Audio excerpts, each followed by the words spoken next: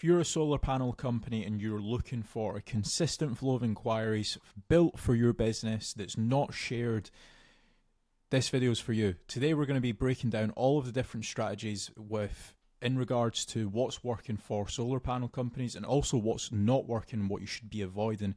I'm joined with James. Take it away. So step number one, what I'd be looking to do to grow is a Google business profile.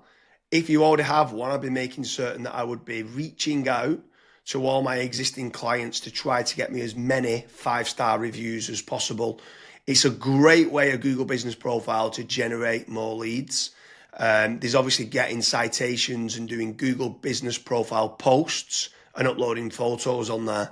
So that's definitely step one that I would be doing to try to generate more local leads. So step number two, this is kind of to bolster on to your actual Google business profile, is I would be creating dedicated service pages for each of your individual services as SEO optimized pages on your website.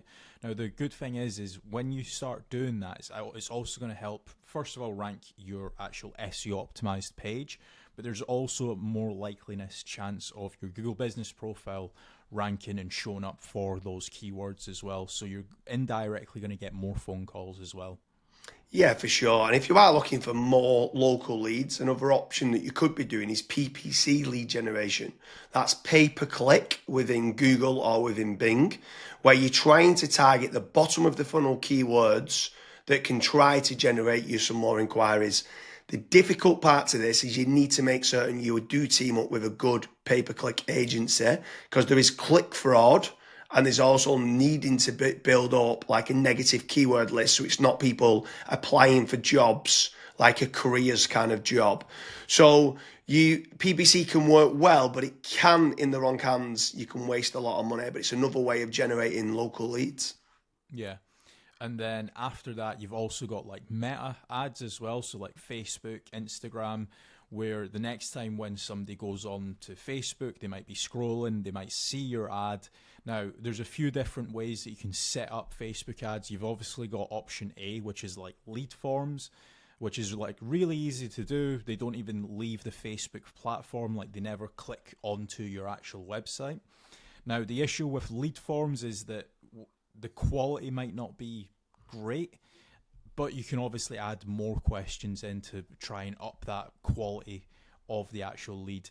Then you've also got conversion ads as well, where that actually gets sent through to your website and then they fill out the contact form to you or on your website as well. So you've got a couple different options there that you can do. Yeah, for sure. And then another way to grow more local leads could be organic social media. So posting regularly on Facebook, on Twitter, on YouTube, on Pinterest, on Instagram. There's lots of different platforms out there that you can be trying to get there. Reddit's quite big nowadays. In Quora, it's quite big. If people have got questions and you can answer it. So organic social media is another great way to be generating more local leads for your business. With organic social media, I would say that it's more of like a volumes game. So you want to try and make certain that you're constantly uploading, whether it's, for example, a daily schedule or a weekly schedule. You might say, okay, I want to try and upload 5 videos a week, and you should just try and stick to that, especially when it comes to like algorithms like YouTube and Twitter and stuff. Yeah, for sure. I mean, what's your thoughts on using any sort of AI agents, if they can try to team up with someone to use like N8N to kind of automate and schedule posts on social media? Like, what's your thoughts on that, of using trying to leverage artificial intelligence? It's all the rage nowadays for trying to generate more leads. Would you try to team up with like an AI consultant to set that up?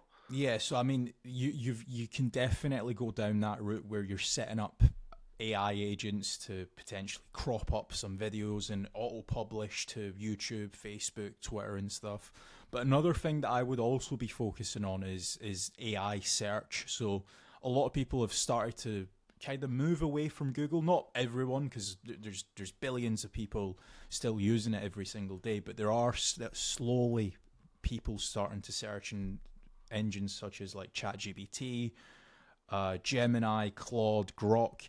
And if your brand isn't actually showing up in any of those, you will have a little bit of an issue showing up and generating leads on those search engines as well. So that's another thing that I would be focusing on as a company. Yeah, and also if you're looking for more business leads in the local area, something else that I would definitely be looking to do is team up with some of the tradespeople websites. So you've got certain ones like Checker Trade, you've got Bark, you've got Builder, you've got Trust a Trader, you've got Rated People. All these different platforms can generate you more local leads. What I would say is making certain you're tracking your KPIs to see what return on investment that you're getting. You should be tracking not only the cost per lead, but the cost per acquisition and how much is that getting you on a return on investment. But tradespeople websites like those platforms can work very well.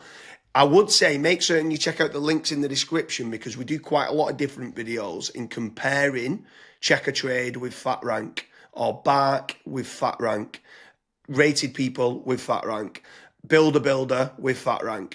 So now obviously I've mentioned there FatRank a few times, Kasra. Like, what's your thoughts on lead generation companies as opposed to tradespeople companies?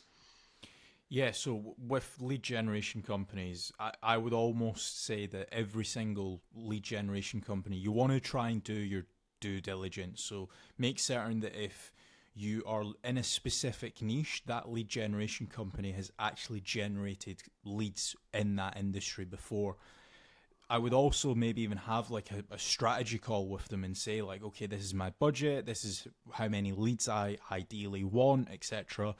To make certain that if your actual KPIs do align with that lead generation company, you also want to make certain that what type of leads are they? Are they exclusive leads? Are the leads only going through to yourself? Or are they, for example, shared leads, which that's what a lot of other lead generation tools and lead generation companies do. Like, for example, Bark and Checker Trade and stuff.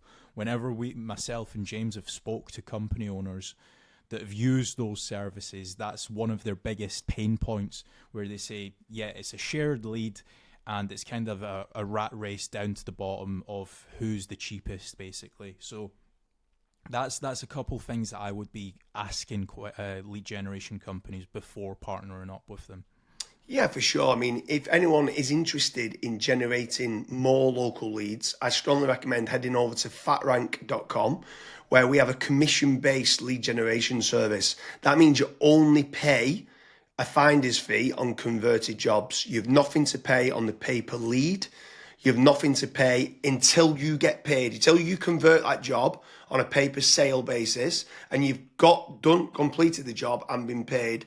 That's when you only have to pay fatrank.com. So head on over to fatrank.com to see whether you qualify. But I want to kind of expand a little bit further, right? So what is your thoughts on inbound lead generation versus outbound lead generation?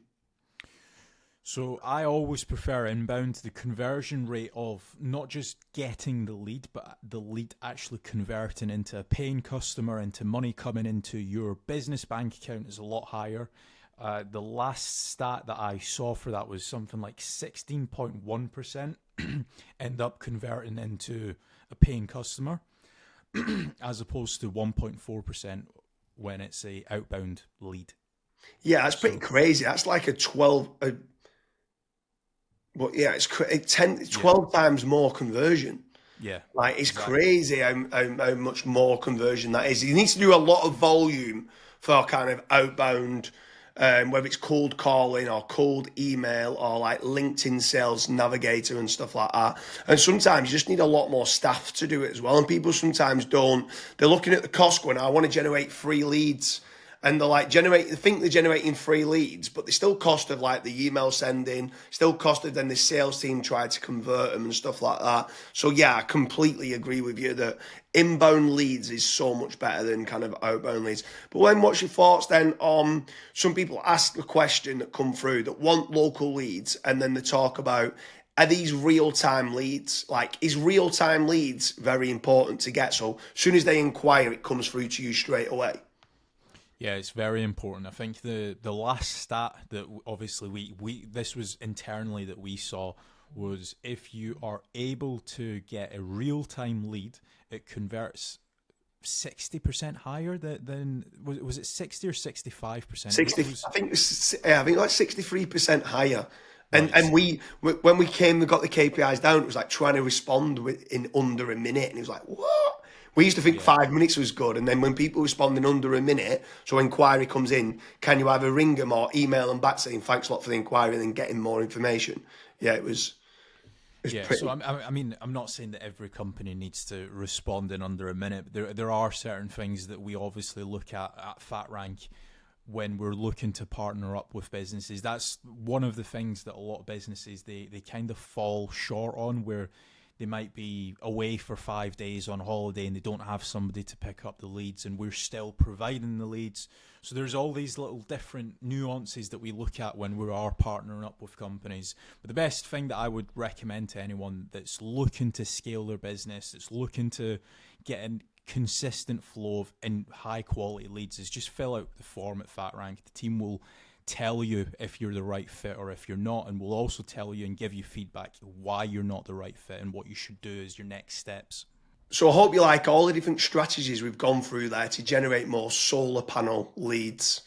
Head on over to fatrank.com to see whether we're able to generate you more solar panel leads. There's lots of different types of solar leads, which could be to do with like warehouse solar panel lead generation, or it could be commercial lead generation for solar panel companies, or it could just be domestic and household. Head on over to fatrank.com, fill in the form, and hopefully we can start generating you more solar leads.